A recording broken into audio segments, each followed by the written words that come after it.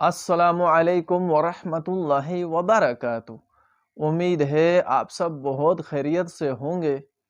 آج میں آپ کو ایک ایسی بیماری کا توڑ بتانے جا رہا ہوں، ایک ایسی بیماری کا وظیفہ بتانے جا رہا ہوں جو کہ یہ بیماری اس دور کے اندر بہت عام ہو چکی ہے۔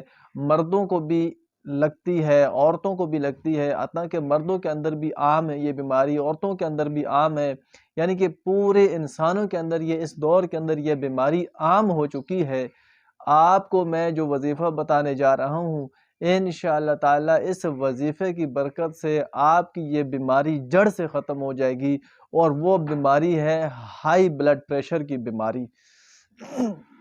یہ ایک ایسی بیماری ہے کہ جس سے آپ کو اور کئی زیادہ بیماریاں لگتی ہیں، دل کی بیماری اور بہت ساری بیماریاں اس ایک بیماری کی وجہ سے لگتی ہیں۔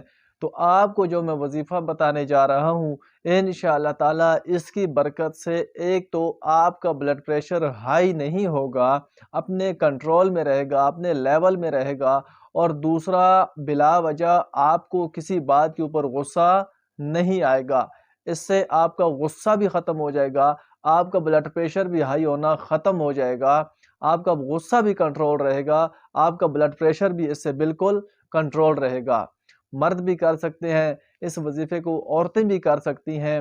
بہت ہی آسان ہے کہ آپ نے ہر فرض نماز کے بعد 21 مرتبہ پڑھنا ہے اعوذ باللہ من الشیطان الرجیم۔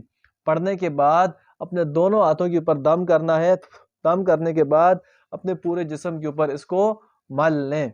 ہر فرض نماز کے بعد 21 مرتبہ آپ اعوذ باللہ پڑھ کر اپنے جسم کے اوپر ملیں گے، آپ کو انشاءاللہ تعالی کبھی بلڈ پریشر کی بیماری نہیں ہوگی، اور اگر ہے تو وہ ختم ہو جائے گی، اور آپ کو بلا وجہ غصہ نہیں آئے گا۔